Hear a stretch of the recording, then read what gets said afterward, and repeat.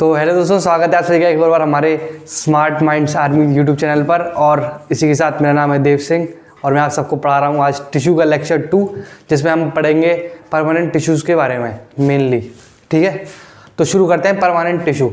देखो, इससे पहले मैं आपको एक हम अभी प्लांट के टिश्यूज़ के बारे में जान रहे हैं। तो हमने इससे पहले जो टिश्यू पढ़ा था वो था मेरिस्टेमेटिक टिश्यू या फिर ग्रोथ का जो टिश्यू होता है। अब हम बात कर रहे हैं परमानेंट टिश्यू। तो परमानेंट टिश्यू कौन से होते हैं, एक बार इनकी डेफिनेशन लिख लेते हैं, उसको मैं समझा देता हूँ आपको। ठीक है, तो पहले इसकी डेफिनेशन लिखते थे कि परमानेंट टिश्यू होते क्या हैं। आपके लिए खास नोट्स बनाता हूँ मैं। ठीक है,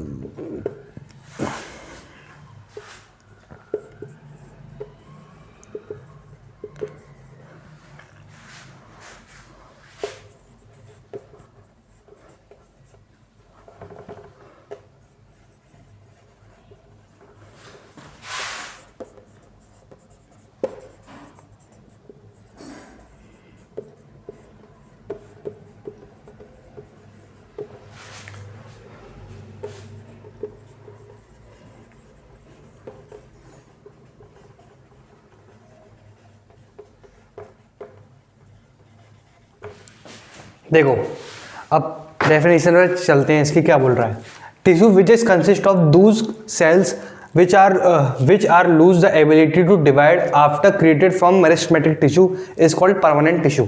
देखो कुछ नहीं है, सिंपल सी डेफिनेशन है, याद रख लो। हैं कुछ नहीं है। देखो मेरिस्टेमेटिक टिश्यू होता है, ये आपका हो गया मेरिस्टेमेटिक टिश्यू।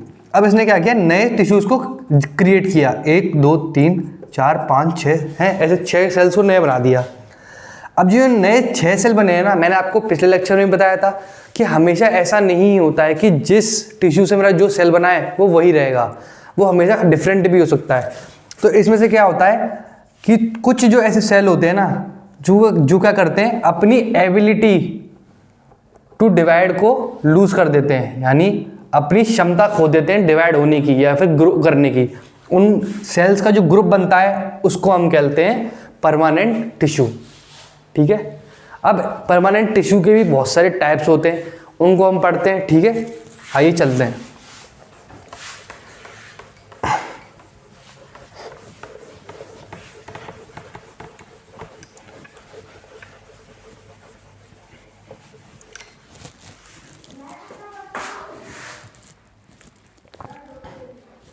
अब देखो, इसमें एक प्रोसेस की बात की है, उसको कहते हैं डिफरेंशिएशन। डिफरेंशिएशन क्या प्रोसेस होता है? देखो, डिफरेंशिएशन कोई ज़्यादा ऐसा खतरनाक प्रोसेस नहीं है और जनरली कम पूछा जाता है पेपर में, तो आप इस टॉपिक को स्किप भी कर सकते हो। बस इसमें क्या बोला जाता है कि differentiation is the process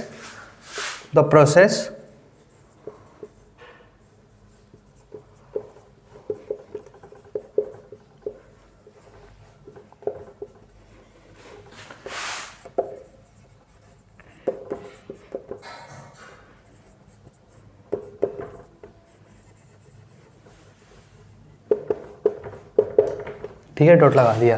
differentiation एक ऐसा प्रोसेस होता है, process is the process of taking fixed shape size etcetera is known as आपका डिफरेंशिएशन। जैसे मेरे 6 सेल थे, अब वो उसमें से जो 6 सेल थे वो कुछ ना कहीं ना ग्रो तो हुए होंगे। जैसे भी ग्रो होंगे एक ऐसा प्रोसेस आएगा जिससे क्या होगा, वो तुरंत ही जाकर स्टॉप हो जाएंगे, यानी वो क्या हो जाएंगे, उनका एक फिक्स्ड शेप हो जाएगा और एक साइज हो जाएगा, जिसको हम क्या कहते हैं, प्रोसेस को डिफरेंशिएशन। अब इसके टाइप्स पे चलते हैं, परमानेंट टिश्यूज के टाइप्स पे। आज से परमानेंट टिश्यू ही पढ़ेंगे मेनली। तो पहला जो पार्ट आ रहा है वो है सिंपल परमानेंट टिश्यू। देखो, इस चैप्टर में आपको बहुत पेशेंस से चलना होगा, क्योंकि इसके अंदर पार्ट्स की भी सब पार्ट्स होंगे। ठीक है, और इससे अगले आने वाला जो चैप्टर है वो तो सबसे ज़्यादा खतरनाक है, मेरे नज़र में खतरनाक लगता है, आपके में नहीं रहेगा। ठीक है, तो देखो पहला है सिंपल परमानेंट टिश्यू। अब इसके हम थोड़े से उनको जान लेते हैं कि इनके पैरामीटर्स क्या होता है, फंक्शनैलिटी क्या होती है, एक पॉइंट्स के माध्यम से। अगर आप पॉइंट्स में याद रखोगे तो ज़्यादा अच्छा होगा और पेपर में भी अच्छा लगेगा। ठीक है, तो पहले पार्ट क्या बोल रहा है, they found below the epidermis, below the epidermis. अब बहुत से लोग पूछ रहे हैं भैया एपिडर्मिस क्या होती है। देख भाई, ये रही तेरी पत्ती, ठीक है, लीफ हो गया तेरा, हैं, इसकी ऊपर की जो सबसे ऊपरी सतह होती है, यानी फर्स्ट या आउटर कवरिंग लेयर जो होती है, उसको हम क्या बोलते हैं, एपिडर्मिस कहते हैं। ठीक है, और एपिडर्मिस के बारे में आपको मैं इस प्रोटेक्टिव जो आपके परमानेंट टिश्यू है ना, इसमें इसके बाद बताऊंगा, यानी प्रोटेक्टिव वाले पार्ट में बताऊंगा। ठीक है, तो बस अभी आप ये याद रख लो कि एपिडर्मिस कुछ नहीं, सबसे ऊपरी सतह होती है किसी भी चीज़ की, उसको हम क्या कहते हैं, एपिडर्मिस कहते हैं। ठीक है, अब आगे चल रहे हैं, क्या हो रहा है, इसमें थिन सेल वॉल होती है, थिन सेल वॉल होती है। इन जो सिंपल परमानेंट टिश्यू होते हैं, इनके जो सेल्स होते हैं उनकी थिन सेल वॉल होती है। और ये क्या होते हैं, लिविंग सेल होते हैं, ये डेड सेल नहीं होते। ठीक है, और ये क्या होते हैं, लूजली अरेंज्ड होते हैं, लूजली अरेंज्ड। और क्या होता है, लार्ज स्पेसेस बिटवीन द, या फिर एक काम करूं, लूजली अरेंज होता है, large spaces between the cells. एक तरीके से ये कह सकता हूँ, large spaces between the cells, यानी अगर मेरा सेल एक ऐसे लगा हुआ है और दूसरा ऐसे लगा होगा, यानी इसके बीच में क्या है, बहुत सारा स्पेस है, यूँ समझ लो। ठीक है, कुछ ऐसे समझ लो, दिख तो रहा ही होगा, है, दिख रहा है कि नहीं दिख रहा है भाई, दिख रहा है कि नहीं दिख रहा है, दिख रहा होगा, है। तो ठीक है, ऐसे स्पेस होता है इनके बीच में। ठीक है, और इनका मेन काम क्या होता है, स्टोरेज ऑफ फूड। ठीक है, और एग्जाम्पल क्या होता है इनका, एग्जाम्पल हो गया पैरेन्काइमा। अगर आपसे कोई पूछता है कि सिंपल परमानेंट टिश्यू का क्या काम कहाँ पाए जाते हैं, फर्स्ट लाइन लिखना है, they found below the epidermis. ठीक है, उसके सेल होते हैं उसमें क्या क्या विशेषता होती है, थिन सेल वॉल होती है, लिविंग सेल होते हैं, लूजली अरेंज्ड होते हैं, और वो काम आते हैं। फंक्शन क्या होता है उनका, स्टोरेज ऑफ फूड, खाना स्टोर करने के। और जो उसका सबसे कॉमन एग्जांपल होता है, इसको तो रट लेना बिल्कुल, पैरेन्काइमा। ठीक है, अब थोड़ा सा इसके अंदर डीप डाइव करते हैं, यानी थोड़ा सा पैरेन्काइमा को देखते हैं अब कि पैरेन्काइमा बोल क्या रहा है। पैरेन्काइमा क्या बोल रहा है, या फिर एक तरीके से सिंपल परमानेंट टिश्यू ही क्या बोल रहा है, क्योंकि एग्जांपल तो वही है। अब देखो, ये जो स्पेस रहते हैं ना, स्पेसेस जो मैंने आपको स्पेसेस बताए, इसकी दो कंडीशन बनती है।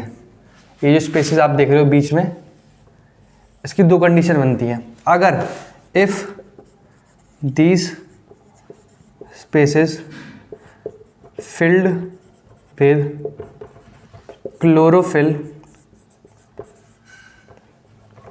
chlorophyll then it is called आपका क्लोरेन्काइमा। स्पेलिंग लिख लेते हैं, क्लोरेन्काइमा।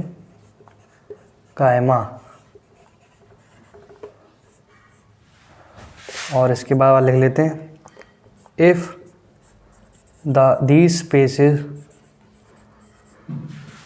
filled with हाई एयर, यानी ज़्यादा मात्रा में एयर प्रेजेंट होती है, air is present, highly present air, highly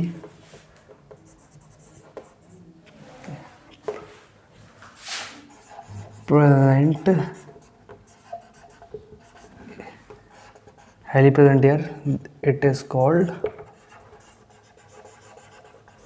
एरेन्काइमा। एरेन्काइमा spelling लिख लेना, AERENCHYMA। तो देखो, अगर जो स्पेसेस होते हैं ये आपके सेल के बीच में, इनके बीच में क्लोरोफिल प्रेजेंट रहता है। क्लोरोफिल किसका काम आता है? आपका जनरली किसका काम आता है? फोटोसिंथेसिस के। तो हम इसी सिंपल परमानेंट टिश्यू का कह देते हैं क्लोरेनकाइमा। अगर ये नॉर्मल है तो इसका मतलब पेरेनकाइमा। अगर इन स्पेस के बीच में क्लोरोफिल आ जाता है तो बोलते हैं क्लोरेनकाइमा। और अगर इन स्पेस के बीच में ज़्यादा मात्रा में एयर आ जाती है तो इसको कहते हैं एरेनकाइमा। एरेनकाइमा का जो ये काम होता है ये मेनली आपको सी में मिलेगा, क्योंकि जो समुद्र में प्लांट्स होते हैं आपको तो मालूम है फोटोसिंथेसिस बड़ी मुश्किल से कर पाते हैं, तो उनके बीच में हाईली एयर प्रेजेंट रहती है, जिसकी वजह से ही जो आपके लिविंग ऑर्गेनिज्म होते हैं वो से सांस लेने में उनको हेल्प करता है। ठीक है, चलो ठीक है, अब आगे चलते हैं।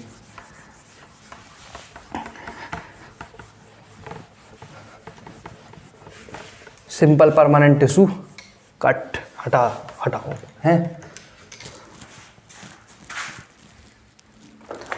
अब आ रहा है सेकंड टाइप। ये जो आपने अभी भी देखा सिंपल परमानेंट टिश्यू था, अब इसका सेकंड पार्ट आ रहा है, एसपीटी का सेकंड पार्ट। ये हो गया इसका फर्स्ट पार्ट, अब इसके अंदर का भी फर्स्ट पार्ट आपका हो गया था पेरेनकाइमा है, तो सेकंड आ जाता है। अब क्या आ रहा है? कोलेनकाइमा। अब कोलेनकाइमा का काम क्या होता है? Allow flexibility, help in bending,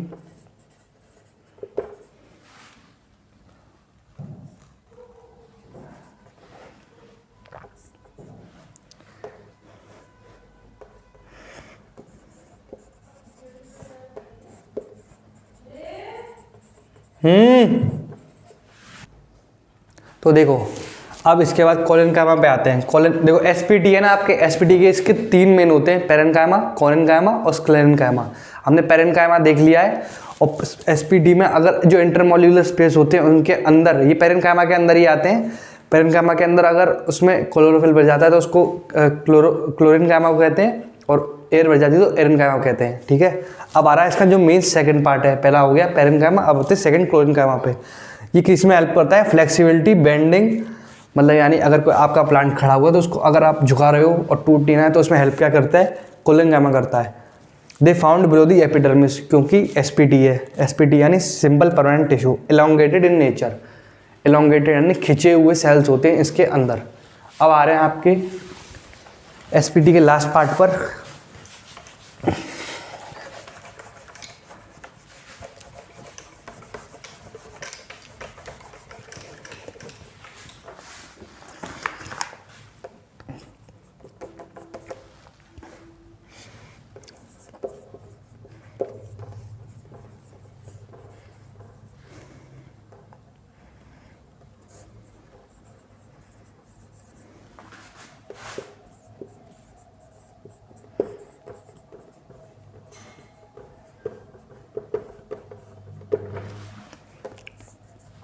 सुनो, आपका एक कन्फ्यूजन क्लियर कर देता हूँ मैं। सुनो, आपको अगर ये लग रहा होगा ना, हाँ मेरे को अब याद आई, अगर मैंने एसपीटी लिखवाया था आपको तो एसपीटी तो एसपीटी है बस। ठीक है, जो मैंने आपको पहले जो पॉइंट्स लिखवाए थे ना वो थे आपके पेरेनकाइमा के।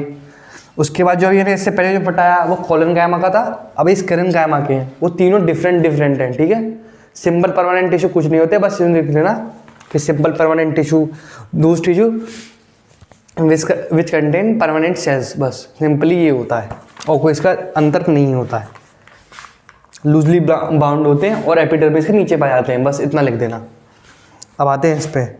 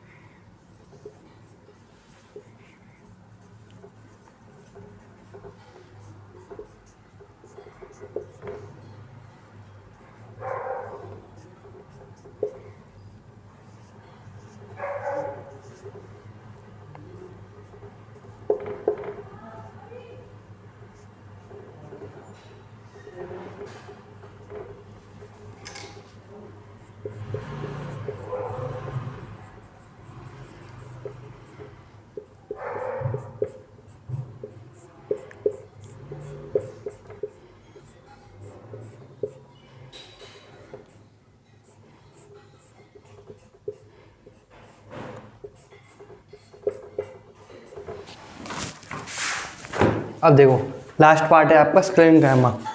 Made plant hard and stiff, यानी एक तरीके से ये हार्ड कर देते हैं प्लांट को। They are dead cell, long narrow thick wall, thick cell wall, यानी थिक वॉल होती है एक तरीके से सेल वॉल, वही सेल वॉल लिख देता हूँ, थिक सेल वॉल है। फाउंड इन स्टेम, यानी अगर मेरा कोई भी प्लांट अगर आप देखो जो सूखा हुआ हो वो हमेशा हार्ड होता है, तो उसमें क्या क्या पाया जाता है, स्क्लेरेनकाइमा। तो देखो अब 3 डायग्राम बना दिए, इसके हिसाब से देखते हैं। पेरेनकाइमा में क्या है, पेरेनकाइमा में कुछ नहीं था, आपका स्पेसिस थे, और उन स्पेसिस के बेसिस पे मैंने 2 और नए चीज़ें बताई थी, क्लोरेनकाइमा और एरेनकाइमा। अब बी पे आते हैं, यानी आपका कोलेनकाइमा। कोलेनकाइमा में कुछ नहीं था, बेंडिंग के लिए हेल्प करता है और लॉन्गिनेटेड होता है। अब मैं स्क्लेरेनकाइमा की बात करता हूँ। स्क्लेरेनकाइमा में क्या है, थिक सेल वॉल है, यानी आप अगर आप इसके अराउंड में देखोगे तो ये थिक है। अब इसके बुक में 2 तरीके के डायग्राम दिए गए हैं, एक तो लॉन्गिट्यूडनल और एक एरियल। इसमें कुछ नहीं है, अंतर कुछ नहीं है। ये आपका टिश्यू दिखाया उन्होंने, और जो एक चीज़ दिखाई है वो आपका एक तरीके से ऐसे, जैसे अगर मैं बात करूँ ये तो सीधे है, और एक तरीके से आपको दिखाया ऐसे इसका व्यू, ठीक है। तो बस इसी के साथ आपका आज का लेक्चर यहीं पर समाप्त होता है, और परमानेंट टिश्यू का सिंपल परमानेंट टिश्यू यहीं पर समाप्त होता है, ठीक है। तो आशा करता हूँ सभी को पसंद आया होगा। तो सभी को राधे राधे, बाय।